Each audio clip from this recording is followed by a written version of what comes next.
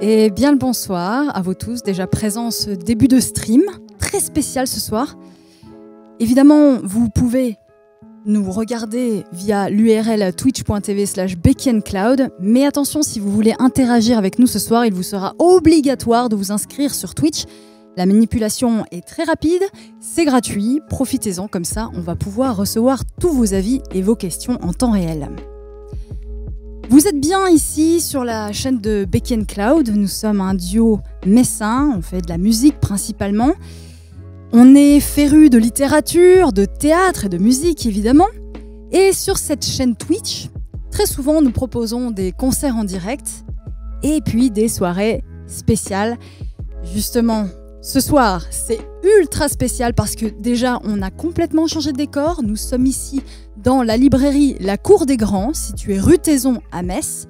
Et j'ai avec moi une horde de techniciens, attention. J'ai à la régie Cloud, qui est régie caméra aussi ce soir. Bonsoir, bonsoir les gens. Je ferai quelques interventions un petit peu tout à l'heure, donc on se retrouve après, mais salut. Il y a notre éternel ingénieur du son Tritok, alias Alex Aikin. On a aussi en soutien comme cadreur et près de caméra Philippe Molina. Et je ne suis pas toute seule parce que nous avons des invités très spéciaux.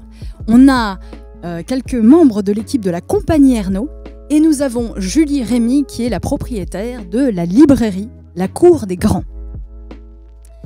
Ce soir, vous l'aurez compris, ce n'est pas du tout Becky & Cloud qui sont à l'honneur ce soir. Non, ce soir, on va vous parler d'un livre très spécial, un livre qui nous tient à cœur, c'est La Horde du Contrevent d'Alain Damasio. Et plus spécifiquement, on va vous parler de l'adaptation de la compagnie Ernaud, du premier chapitre, un spectacle qui mêle lecture, théâtre et musique. La soirée va se découper ainsi. Techniquement, jusqu'à 21h, on verra si on déborde un petit peu, je vais vous présenter la compagnie Ernaud.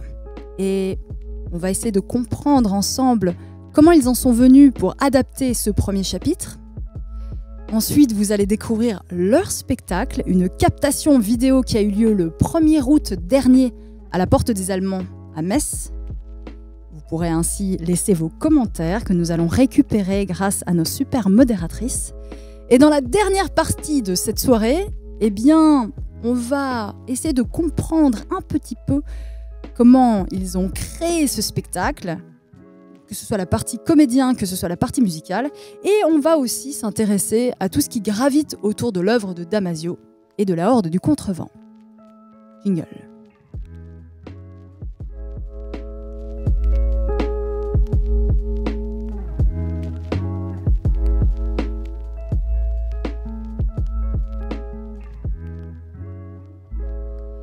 Et donc, on va s'intéresser tout d'abord à la compagnie Ernaud. Donc là, j'ai à ma droite deux personnages très importants, parce que c'est des fondateurs de la compagnie. J'ai Victoria Aubert et Guillaume Gérard, alias Skander Cherki. Bonsoir, merci de nous recevoir. Merci à Julie de nous recevoir ici. Alors, je vais justement te demander un petit peu comment t'es venue l'idée de la création de cette compagnie, sachant que toi, tu as un passé de comédien qui est assez fort, et même monté jusqu'à Paris. Ouais, il me semble. Je suis monté jusqu'à Paris. Et même après, avec des grands, tu as fait des tournées avec certaines compagnies déjà. Et puis, un jour, tu es revenu à Metz et tu as créé ta propre compagnie. Oui, tout à fait. Alors bon, j'ai pas travaillé avec certaines grosses compagnies, c'était surtout en fait avec la troupe du théâtre de l'Épée de Bois à la cartoucherie de Vincennes. Donc voilà, j'étais un jeune comédien là-bas, j'y suis resté une saison. On a travaillé effectivement sur Le Malade imaginaire, sur La Célestine. Moi, j'ai participé à la scénographie de Yerma. On avait joué à Madrid. Effectivement, oui, ça m'a beaucoup formé. Et après, en arrivant sur Metz, on a créé la compagnie Ernaud avec Nastasia et Victoria, avec qui on a fait notre premier spectacle, qui était La Barque de Caron. Et donc, vous êtes connus où par simple question? Et ben justement, sur La Barque, en fait, moi, à l'époque, j'étais au conservatoire et je ne connaissais pas du tout, mais ils avaient Ils avaient commencé la création du spectacle avec une autre comédienne, et puis finalement, ça n'avait pas collé d'un côté comme de l'autre. Et donc, il y avait des dates de poser, mais plus de comédienne. Donc, Guillaume avait finalement fini par mettre une annonce au conservatoire. J'étais tombée dessus, et puis pourquoi pas, voilà. Donc, je suis allée les voir. On s'est rencontrés à l'Émile Vache, à l'époque, où on pouvait répéter. Et puis, voilà. Et puis, je suis restée. Et à ce qui paraît, toi, tu es la femme couteau suisse de la compagnie. J'ai lu, alors j'ai fait la liste de tout ce que tu faisais, c'est énorme.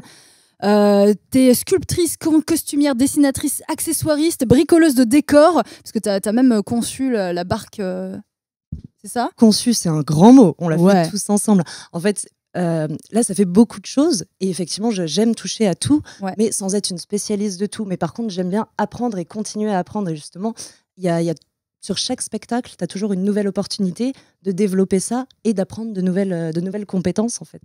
Et c'est chouette. Et donc, il y a aussi Nastasia Barois, qui est comédienne, costumière et aussi une performeuse burlesque. Elle n'est pas là ce soir, hélas, elle est malade, mais on lui fait un gros bisou. On l'embrasse. On l'embrasse très fort. Alors, je ne sais pas si on peut peut-être faire défiler la galerie sur... de la compagnie Arnaud. Donc là, nos spectateurs peuvent voir quelques photos des divers spectacles que vous avez. Une troupe de théâtre, c'est un peu comme un groupe de musique. On tisse des liens, ça devient comme une famille. Je sais que vous êtes très, très, très soudés ensemble. Mais tout en ayant des exigences professionnelles, parce que, quand même, il y a des enjeux. Vous jouez pour des gens. Et ça, c'est cool. Combien vous avez de spectacles maintenant à votre actif? Je pense qu'il y a quand même pas mal. Là, ça fait depuis 2010. Pas mal, mais en fait, on travaille très lentement. Parce qu'effectivement, vu qu'on est sur un statut amateur avec des ambitions de professionnels, on travaille beaucoup nos spectacles. Du coup, on est à notre 5e, là, si je ne dis pas de bêtises, 2 formes courtes et 3 longs. Et puis là, l'année prochaine, on aimerait faire notre prochaine vraie création en salle. Ok, et ça, on va en reparler aussi. Alors, création en salle, pas en rapport avec Furvent, on est d'accord? Non, alors non, parce qu'à la base, Furvent était effectivement un projet entre 2 créations. Malheureusement, c'est devenu un vrai projet. Ah non, donc ça prend plus de temps, ça décale. Grand bonheur. Ah non, heureusement pour nous, non, ça nous a passionnés, nous on a adoré. Mais par contre, oui, ça décale tout le calendrier, quoi. Alors, et puis justement, comme tu dis, il y a eu cette idée de mettre en scène la Horde du Contrevent.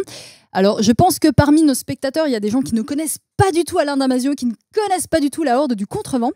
Alors, je vais vous proposer, en fait, une petite vidéo fort sympathique d'une troupe. Non, c'est un collectif qui s'appelle Fenstoast, qui travaille à Blida. Vous les connaissez peut-être, c'est le Nexus 6. Ils ont fait une super review par rapport à la Horde du Contrevent.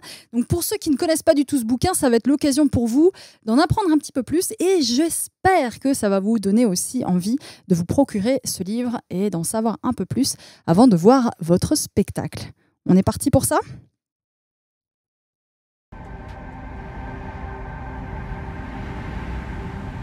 Le souffle, symbole de vie, sauf lorsque l'on rend son dernier.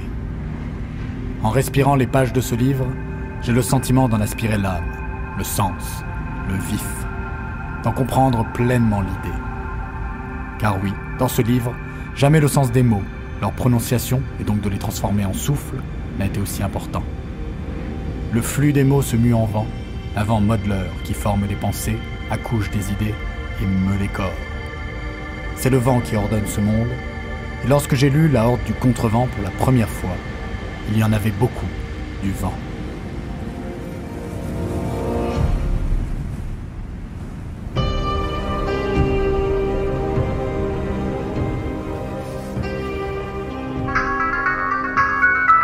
La tempête est terminée, Capitaine. Le temps de décrasser les turbines, et on décolle. Très bien. On a beau lire beaucoup, il y a peu de livres qui me marquent dans une vie.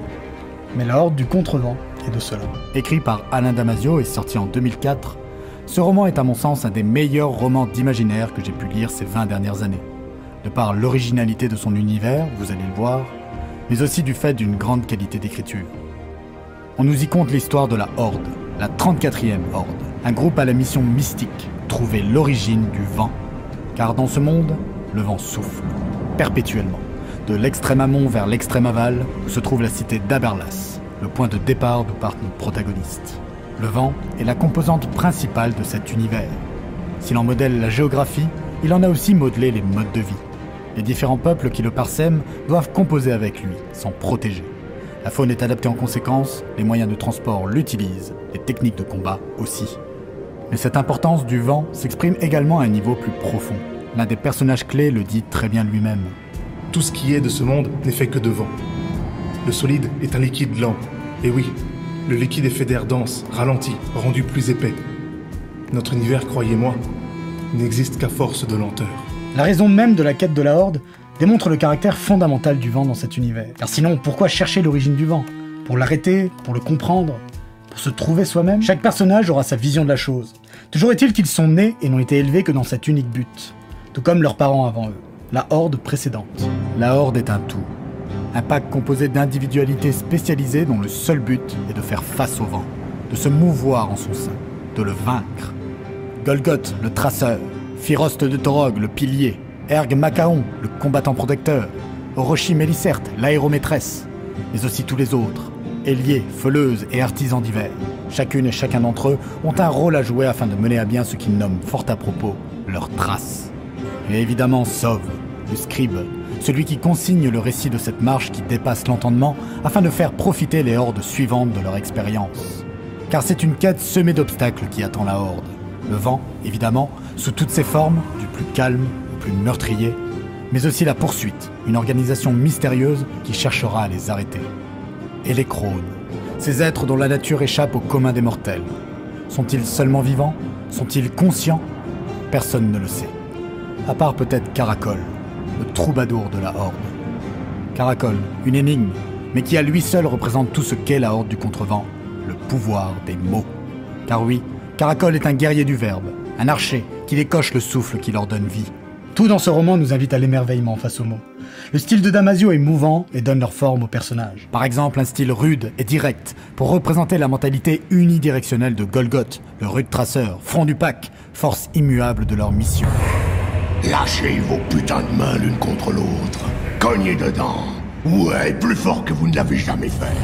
Vous savez pas qui je suis. Personne sait.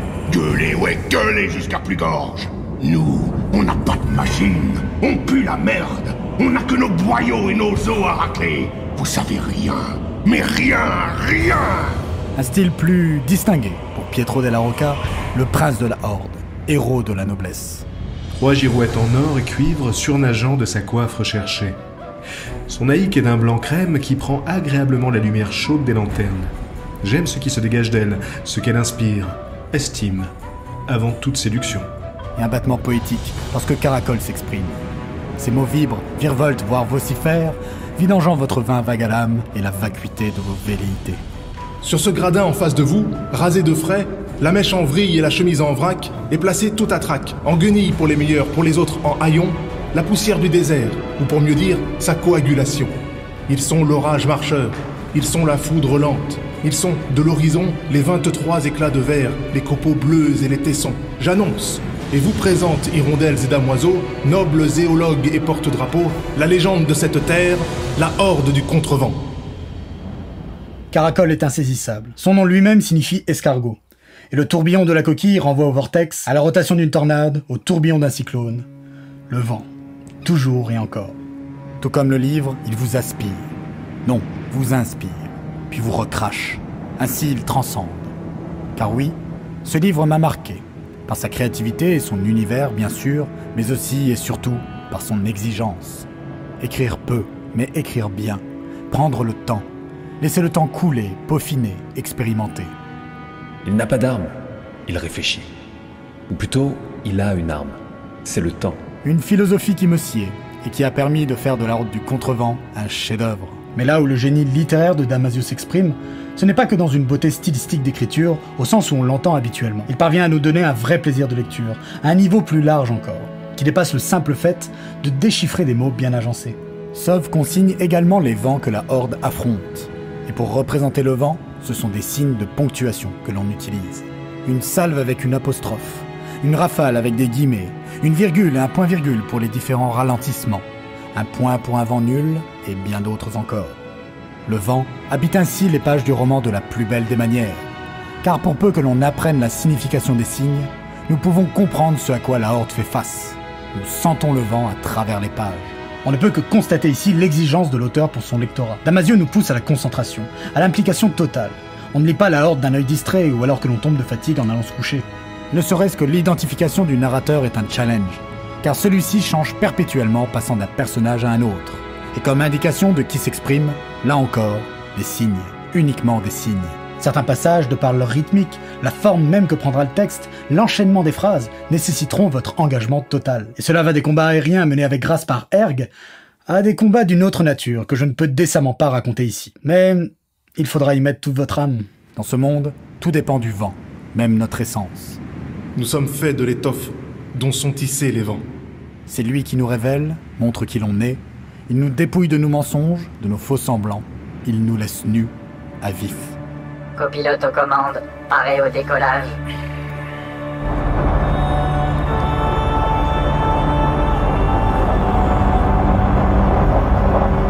Il y a tant de choses à dire sur la Horde du Contrevent. Mais tout ce que je pourrais exprimer n'a au final que peu de sens, car il est de ces livres rares qui apportent à chaque lecteur une vérité différente. Il appartient à chacune et chacun d'y mener sa propre trace. Ce livre m'a laissé sans souffle. J'ai notamment découvert des qualités que je souhaitais cultiver chez moi. Cette exigence m'a inspiré comme rarement une œuvre ne l'a fait. Si certaines et certains d'entre vous ne l'ont pas encore lu, citoyennes et citoyens, je ne pourrais que trop vous conseiller de vous jeter dessus immédiatement, ainsi que la bande dessinée qui en est tirée et dont vous avez pu admirer les planches pendant cet épisode. Et après tout, je n'ai jamais rencontré une seule personne m'ayant dit qu'elle n'avait pas été marquée par cette œuvre. La folie n'est plus folle dès qu'elle est collective. Oui. Vous devriez venir, le radar détecte des signaux bizarres. J'arrive. Mais n'oubliez pas une chose, la lecture... C'est l'aventure, oui, on sait. Dépêchez-vous, ça a l'air sérieux.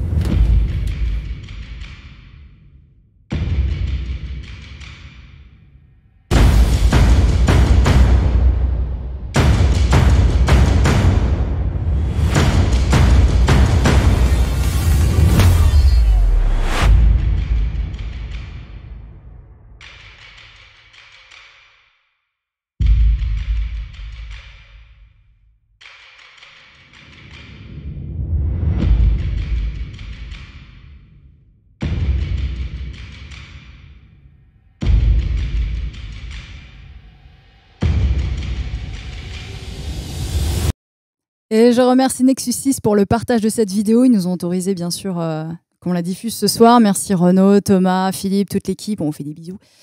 Et donc, voilà, la Horde du Contrevent. Maintenant, vous voyez un petit peu de quoi il en retourne. J'aimerais bien savoir comment ça vous est venu. Je sais qu'il y a beaucoup de gens qui disent avoir été bouleversés par la lecture de ce livre. D'ailleurs, quand on voit qu'il y a plein de gens qui ont adapté l'œuvre, que ce soit en format théâtre, musique, à chaque fois ils disent « Non, mais moi, ça m'a fait des trucs, fallait que je crée autour de ce spectacle, autour de ce livre. » Et d'ailleurs, j'ai remarqué dans le générique de la vidéo que tu saluais Laurent Benevento. Alors, je ne sais pas s'il a un rapport précis avec la connaissance de ce livre. Est-ce que tu peux nous raconter ça? Oui, bien sûr.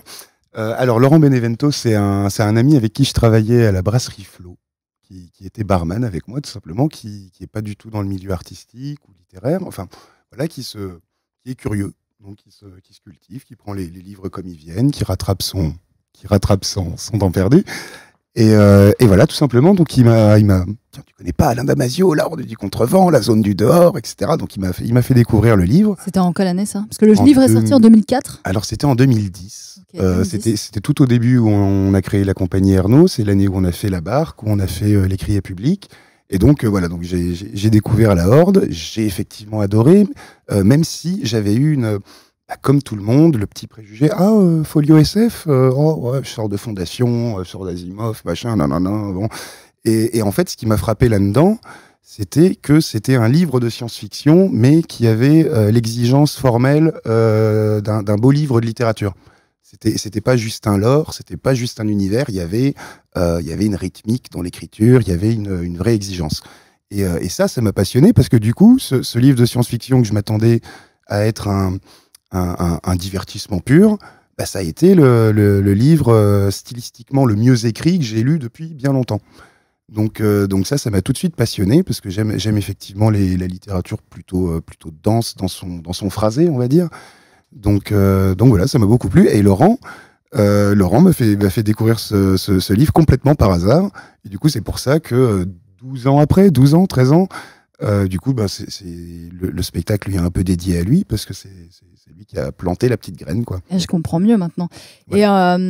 Et donc, en 2010 déjà, ça te vient l'idée de dire, putain, là, il faut que je fasse un truc avec ce livre. Alors oui et non, mais oui. Alors il y a l'envie, mais c'est un peu ce que tu disais. Il y a des gens qui se sont sentis, faut que je fasse quelque chose avec ça. Et le truc, c'est que je voulais l'adapter, mais ça me terrifiait de l'adapter un peu comme un fan. Genre, Alain, regarde ce que j'ai fait.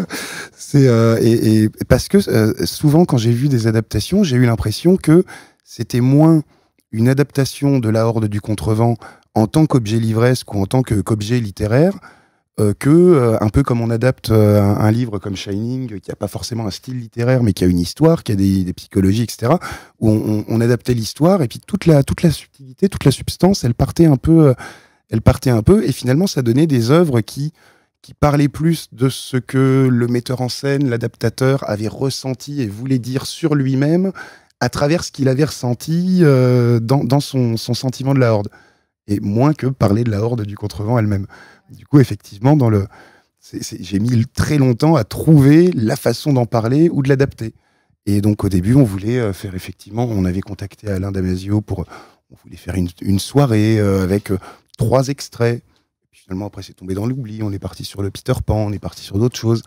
Et puis voilà, et puis après, là, effectivement, 10 ans après, avec le confinement, avec la rencontre avec Julie, avec en sortie de confinement, on s'est dit, tiens, vu qu'on n'avait pas joué depuis 2019, on était un peu dans la deuxième ère de la compagnie Ernaud, parce qu'à partir de 2019, on a eu quelques départs, ce qui a désorganisé un peu le tout, il y a eu une petite phase de déprime, d'abandon, d'essoufflement. Je pense qu'il y a beaucoup de compagnies et de groupes de musique qui ont subi ça aussi, mais... Bien sûr, oui. Alors ça, c'était avant le confinement, justement.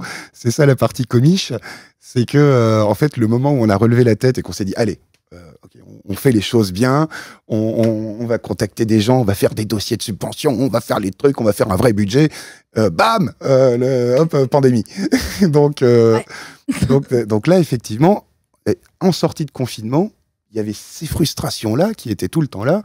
Et puis il y avait cette gourmandise de donnez-moi un texte, quoi. Donc on a voulu faire la lecture simplement pour se remettre dedans, pour reprendre les bases de La Horde du Contrevent. Donc d'abord, une lecture. Ouais. Et justement, c'est là que tu t'es dit lecture, librairie, Julie Rémy, La Cour des Grands. Tout à fait. Et alors, comment ça s'est passé d'ailleurs ? Comment Guillaume est venu tout guilleret dans ta librairie proposer Exactement comme ça. Guillaume est rentré tout guilleret dans la librairie et m'a dit bonjour, je m'appelle Guillaume. Bonjour. La compagnie Ernaud, ça vous dit quelque chose ? Voilà, j'ai ça en tête. Et voilà, exactement comme il l'a fait là. Il m'a parlé de son idée. Et c'est vrai qu'on était dans une période un peu particulière, puisqu'on sortait, en tout cas quand il est venu me trouver, on sortait d'un premier confinement. On était en plein... l'été arrivait, on ne savait pas ce qui allait se passer à la rentrée. Et en tout cas, sur le coup, je me souviens bien de ce que je lui ai dit. Je lui ai dit, écoutez, je ne sais pas. Je ne sais pas quoi vous dire, parce qu'on était quand même sur une période à la fois de sidération, d'hésitation. Mais en tout cas, je vous recevrai avec plaisir si c'est possible. Et ça a été comme quoi cette histoire avec, je pense, avec la compagnie Ernaud, il y a une étoile, il y a quelque chose, parce que le second confinement est retombé début novembre, et la seule fenêtre de tir qu'on avait imaginée, en fait, s'est révélée être la bonne, puisqu'on l'a fait à la fin du mois d'octobre, et tout le reste de notre programmation a été annulé. Donc, il y a quasiment que ce qu'on avait imaginé avec la compagnie Ernaud qui a pu se faire. Donc voilà, c'est que ça devait se faire.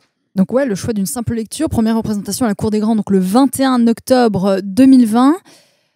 Sous quel format ? Donc il y avait toi Victoria, toi Guillaume, 2 comédiens.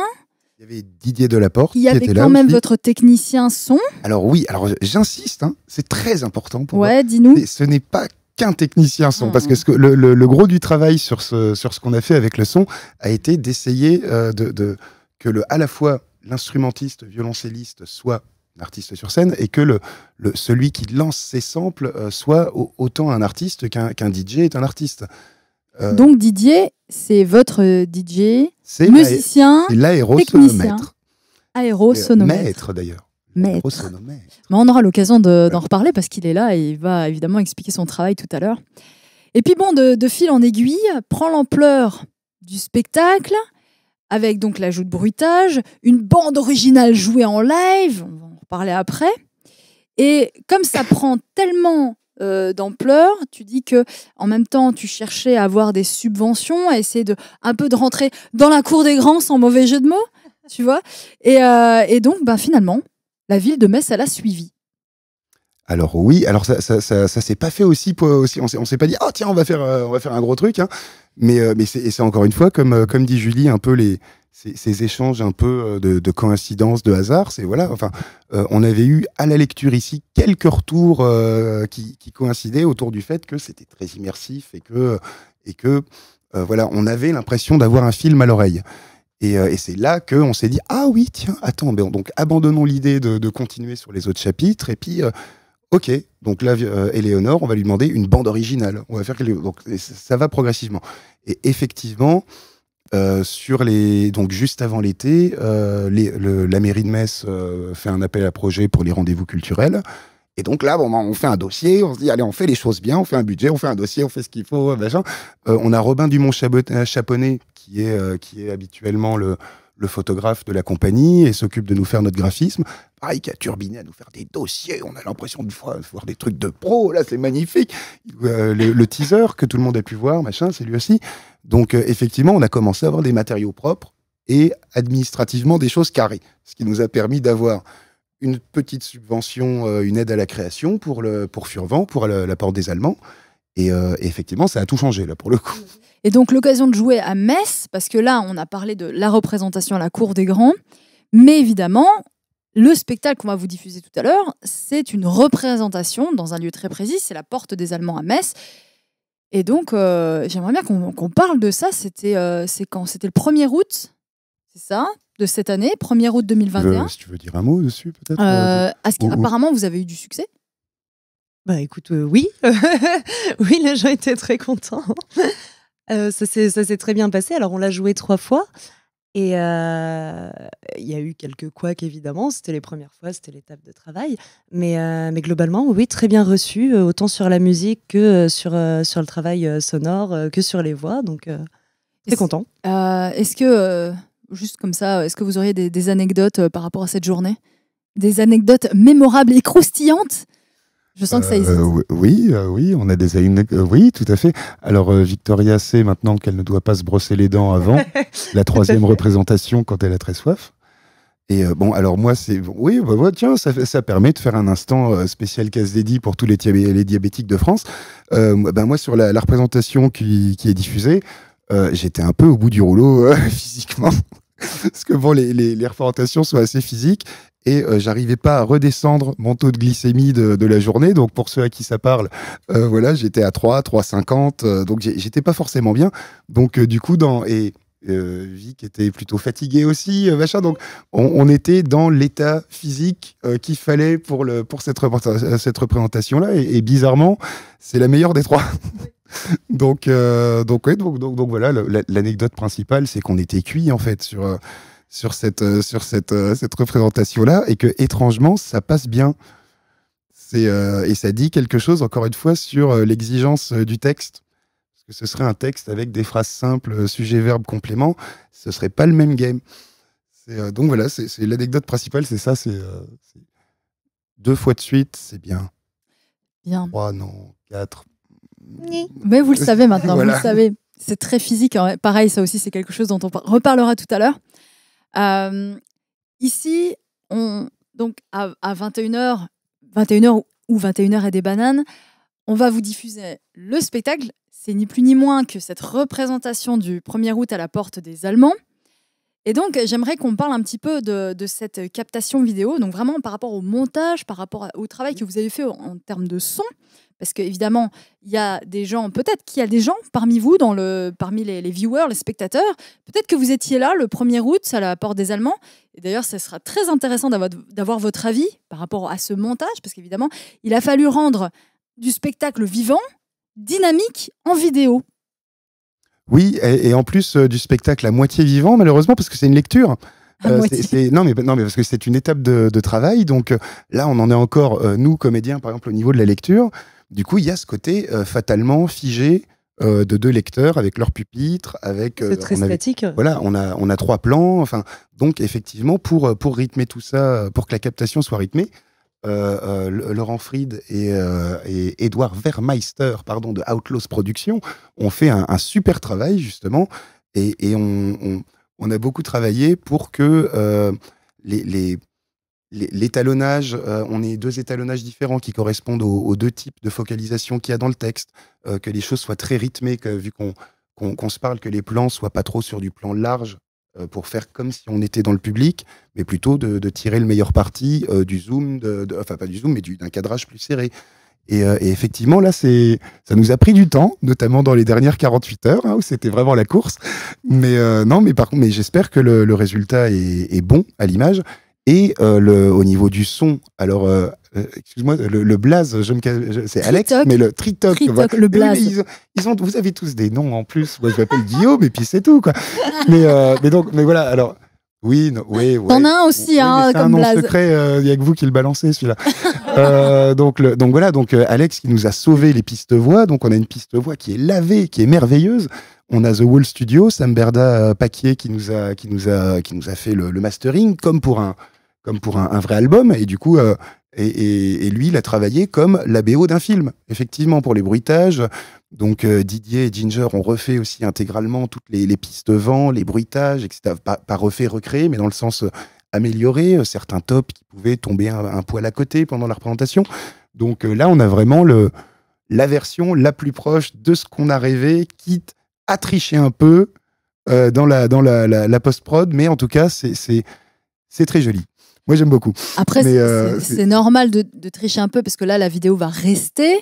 C'est ça. Elle va rester dans la postérité. C'est sûr que quand on est en direct pour voir une représentation de théâtre ou de musique, c'est un instant T, c'est un moment éphémère où on en profite sur le coup. Mais là, on a une vidéo qui va rester pendant X années sur YouTube, sur les réseaux. Oui, et donc, puis on perd aussi naturellement. Enfin, quand on est dans le public, qu'on a aussi là à la Porte des Allemands, c'était super, parce qu'en plus il y avait la Seille qui coulait à côté, il y avait un peu de vent. Il y avait de l'air, etc.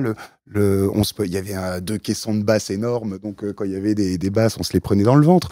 Donc c'est pour rattraper cette perte-là qu'on a quand on passe à la vidéo sur YouTube, peut-être que certains le regarderont sur téléphone, au casque, s'il vous plaît. Mais par contre, là, il a fallu tricher un peu dans la forme, même si nous, on dit toujours que la meilleure façon de voir le spectacle, c'est juste de fermer les yeux. Là, pour rendre hommage aussi à ce travail-là sur l'image, on a fait quelque chose pour rythmer tout ça. Très bien. Je remercie évidemment les personnes qui proposent d'ores et déjà des commentaires. J'ai lu que Madame Lit pour vous avait demandé justement pourquoi avoir voulu adapter la Horde du Contrevent. Donc j'espère qu'on a bien répondu à cette question. Tu as posé d'autres questions, mais ça va revenir plus tard dans le déroulé. Merci aussi à Xua Art et Camille. Ça va venir. Soyez patientes jusqu'au bout de cette soirée. Bon, maintenant, vous en savez plus, un tout petit peu plus sur le spectacle qui vous attend. Maintenant, j'aimerais qu'on revienne un petit peu sur l'auteur et la Horde du Contrevent. Et qui de mieux qu'une libraire pour vous présenter à la fois l'œuvre et son auteur. Si Julie, tu veux un peu nous pitcher la Horde et nous parler rapidement quand même d'Alain Damasio, ce serait fort sympathique. Oui, écoute. Alors c'est vrai que là, on l'a dit tout à l'heure, la Horde est parue en 2004, donc dans un grand format aux éditions de la Volte, un format qui était accompagné d'un CD, la bande originale. Donc ça en faisait déjà un objet littéraire très particulier. Alors moi, j'ai découvert cet auteur avec ce roman-là. C'est son second roman, puisque La Zone du Dehors était parue en 1999, mais moi je ne l'ai lu qu'après. Et c'est vrai que je pense que pour beaucoup, La découverte, en effet, de la Horde du Contrevent a été véritablement un choc. Alain Damasio a pour l'instant à son actif 3 romans seulement. Il a écrit d'autres textes, des nouvelles notamment, mais seulement 3 romans. Les Furtifs, qui sont sortis en 2019, qu'on voit peut-être là. Et donc, cette Horde, véritable choc en 2004. En 2007, Folio fait paraître la version poche. Et c'est vrai qu'on va se retrouver avec un titre en SF qui va dépasser en nombre d'exemplaires les 100 000 et qui va en faire un des titres les plus vendus en SF française. C'est vraiment un phénomène d'édition Alain Damasio. Donc, alors en soi, la Horde, je vais pas tout dire, mais c'est vrai qu'on l'a un petit peu expliqué. Cette Horde, c'est 23 personnages qu'on va découvrir à l'oreille tout à l'heure dans le spectacle. Cette Horde, cette 34e Horde résiste au vent. Elle remonte le vent. C'est sa vie. Ça fait quelques années qu'elle fait ça, presque 30 années. Et le but de cette Horde, c'est d'atteindre la source du vent. Ces 23 personnages, alors je vous laisserai quand même, je ne vais pas vous en parler, je ne vais pas vous les citer parce que vous verrez à l'oreille, pour ceux qui n'ont pas lu le roman, de les découvrir lors de la lecture de la compagnie Ernaud. On comprend vite la place qu'ils peuvent avoir et le lien qui les unit dans cette Horde, c'est très important. Et puis, un autre personnage, le personnage très important dans ce roman, c'est le vent. Le vent, alors la lecture s'appelle Furvent. Le vent a plusieurs intensités dans ce roman. Lorsqu'on arrive à l'intensité croissante, la 6e, c'est le Furvent. Il faut remonter jusqu'aux 3 premiers, et ça va être la quête de cette Horde. Voilà un peu l'histoire que vous allez découvrir ce soir. C'est vrai que quand on en avait discuté, l'idée était de commencer avec le premier chapitre, d'enchaîner sur le second. Et voilà, c'était ça l'idée première, de faire des feuilletons, des lectures en feuilleton. Oui, tout à fait. Et le Covid en a décidé autrement, et c'est ce qui a fait que l'aventure s'est transformée. Et que de cette première lecture, on était plusieurs, on avait limité la jauge à 20. Cette première lecture du premier chapitre a été quelque chose d'assez fort. On était tous masqués dans le noir, avec ce son, parce que la langue de Damasio, je vais y revenir, mais c'est vrai qu'il y a une véritable sonorité. Donc il y avait la sonorité de la langue, il y avait alors cette bande son qui n'est pas du tout celle que vous allez découvrir ce soir, mais ce son derrière, ce vent qui nous a complètement habités pendant 45 minutes là à la librairie. C'était vraiment très très fort.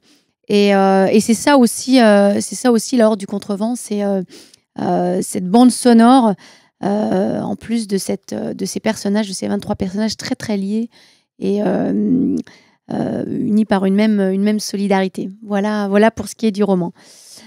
Pour revenir peut-être à Alain Damasio, je l'ai dit tout à l'heure, c'est à la fois un phénomène d'édition, mais c'est surtout, je pense, vous l'avez dit aussi, un choc de lecture qui a fait que, en plus du fait qu'il édite peu, qu'il écrive pas tant que ça, parce qu'il y a un énorme travail derrière ces romans. Ça crée une attente, ça crée une communauté, ça crée un bouche à oreille, et c'est ce qui fait que Alain Damasio est quelqu'un de vraiment important là actuellement dans la littérature française, pas seulement dans la science-fiction et dans un domaine qui lui est un peu particulier, puisqu'il y a derrière tout ça on peut le dire, c'est un auteur un peu à part entière.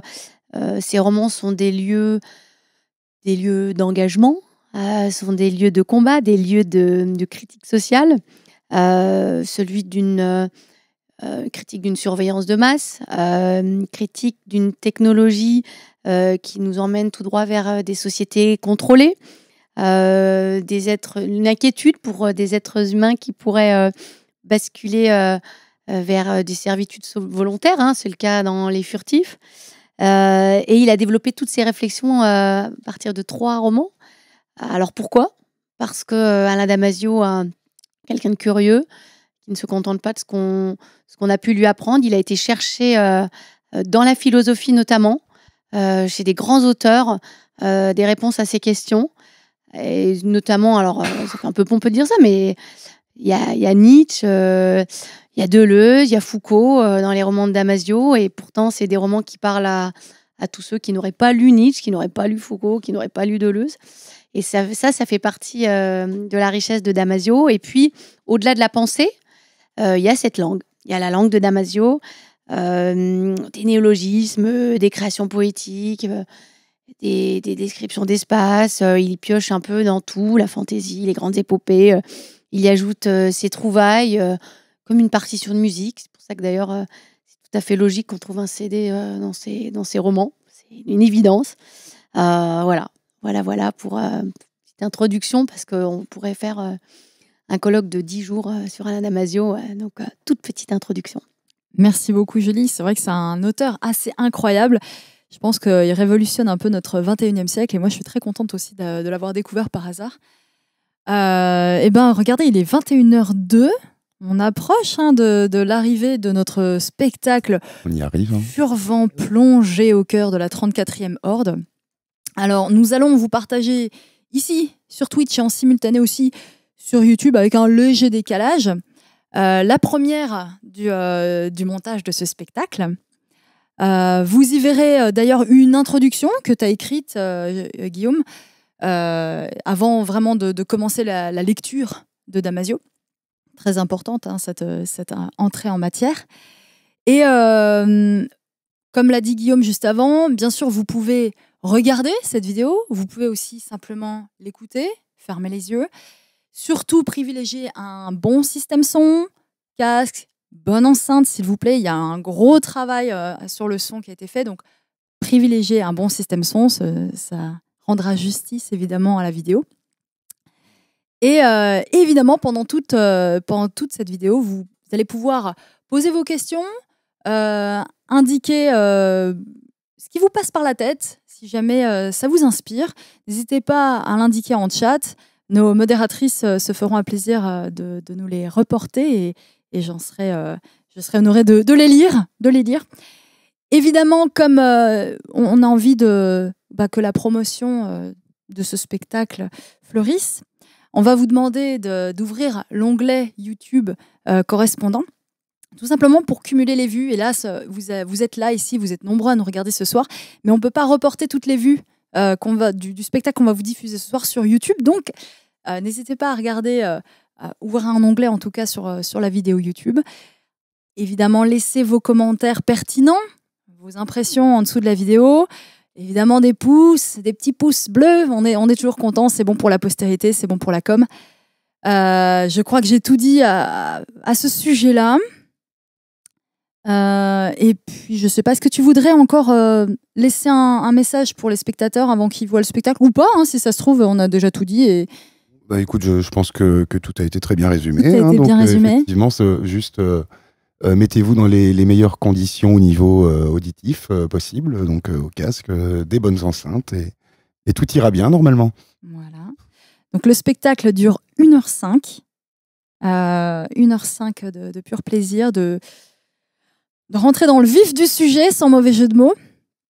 Et on se retrouve évidemment juste après. Bon spectacle à vous et à tout à l'heure.